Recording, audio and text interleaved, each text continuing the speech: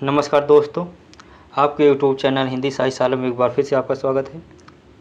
UGC net के इकाई 6 में शामिल उपन्यास गोदान को आज हम पढ़ेंगे। ये बहुत महत्वपूर्ण मोस्ट है।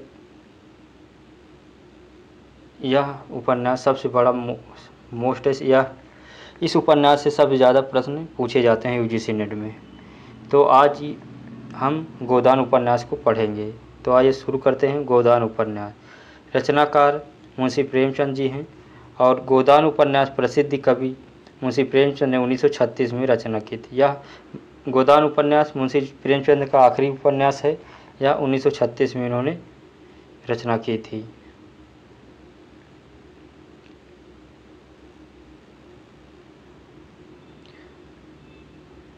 श्रेणी में यह यथार्थवादी उपन्यास है और इस प्रकरण इसमें 36 है।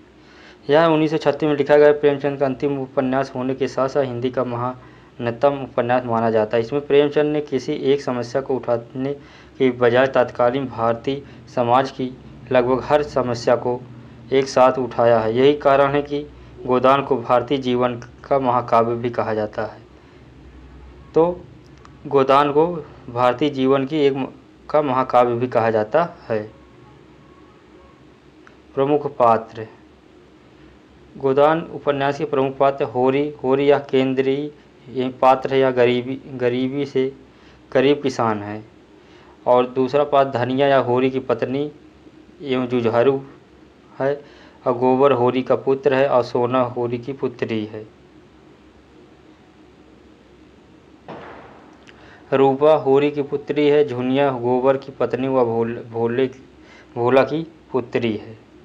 यानी गोबर की पत्नी और भोला की पुत्री है। भोला पूर्वे गांव का ग्वाल दूध मक्खन का व्यापारी होरी को 80 रुपये में गाय बेचने वाला, झुनिया के जाने के बाद नोहरी से विवाह करने वाला। ये थे प्रमुख पात्र। अन्य पात्र में देखिए, जैसे पंडित जी हैं, राज सेठ हैं, डॉक्टर मेहता या दर्शन शास्त्र के विद्वान और प्रोफेसर हैं। मिस मालती आधुनिक स्त्री डॉक्टर है। मालती सरोज यह मालती की बहन है।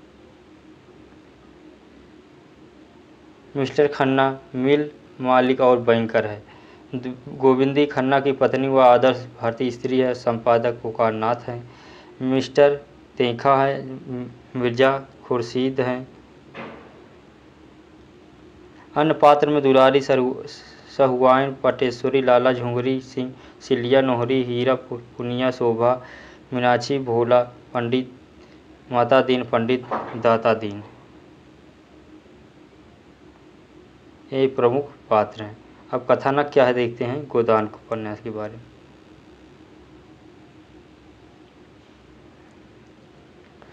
गोदान में होरी नाम का एक किसान मेहनत से मजदूरी करता है और अपने परिवार का पालन पोषण करता है, परंतु दुर्भाग्य से होरी कर्जों में तले दबा हुआ है। वही होरी राज सेठ के यहाँ भी काम करता है।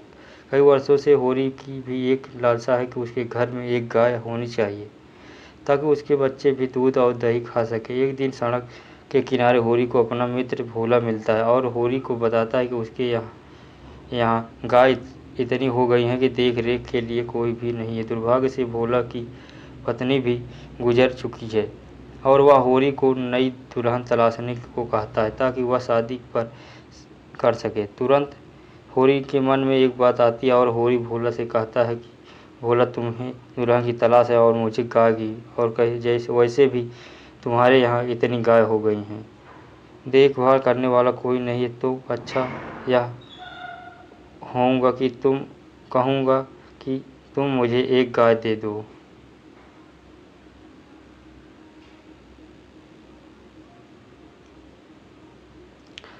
गाय दे दो और बदले में मैं तुम्हें एक दुल्हन ढूंढ भी लूँगा। भोला इस बात को मान लेता है और इस तरह कई दिन गुजर जाते हैं। भोला की विधवा बेटी झुनिया और होरी का बेटा गोबर के बीच प्रेम हो जाता है और गोबर उसे घर से भगाने की विचार बनाता है, परंतु वह डर के मारे झुनिया को अपने घर के बाहर छोड़कर मां बनाकर शहर की ओर भाग जाता है। होरी की पत्नी धनिया धर्म के चलते ही उसे बहू स्वीकार कर अपने घर में रख लेती है, परंतु भोला को यह बात अच्छी नहीं लगती और होरी के सामने शर्तें रख देता है कि अब झुनिया की मेरी बेटी नहीं है, अब तू भी उसे घर से बाहर निकाल दो, वरना हमारी मित्रता टूट जाएगी और इसके साथ ही मेरे द्वारा दी गई गाय का मूल्य चुकाना होगा। लेकिन होरी ऐसा कुछ भी नहीं करता और उसे गाय का दाम चुकाना पड़ता है और पंचायत में भी झुनिया के कारण होरी और उसके परिवार की बहुत बेइज्जती होती है। पंचायत में दंड के अनुसार होरी को अपने खेत की आधी फसल पंचायत को देनी पड़ती है, जो कि गांव के ही कुछ लोगों का षड्यंत्र था। होरी का भाई भी षड्यंत्र कर उसकी गाय को मशारे के साथ विष मिला कर देता है और गाय खत्म हो जाती है। इसी के साथ अब होरी के पास कुछ भी नहीं बचता और होरी फिर भी मजदूरी करने लगता है। गोबर वापस आता है और सब कुछ ठीक करने की सोचता है। वह अपने पिता के सारे कर्ज को चुका देता है, लेकिन फिर भी कुछ पैसे कम पड़ जाते हैं और वह पैसे कमाने के वापस शहर लौट जाता है। यहाँ होरी की अचानक तबीयत खराब हो जाती है और उसके स्थान पर उसकी दोनों पुत्रियाँ सोना और रूपा को खेती में काम करना पड़ता है। और कुछ दिन पश्चात होरी की मृत्यु हो जाती है। उसकी मृत्यु के पश्चात पंडित जी द्वारा यह मांग की जाती है कि होरी की पत्नी धनिया अपने बिरादरी वालों को भोजन तथा क्रियाक्रम करने के वाले पंडित को गाय दान देती।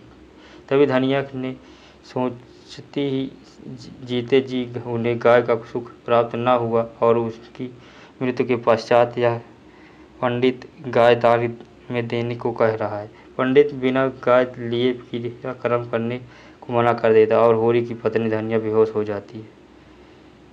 निष्कर्ष यह निकलता है इस उपन्यास का कि इस उपन्यास में प्रेमचंद जी ने होरी की लालसा, गांव की पूंजीपति लोगों का षड्यंत्र, नारी के प्रति लोगों की असमानता की भावना, पंडित जी जैसे लोगों की बनाई गई कुरीतियाँ एवं किसान की समस्या पर गरीबों के साथ हो रहे शोषण का चित्रण किया गया है। गोदान के संदर्भ में आलोचकों के कथन।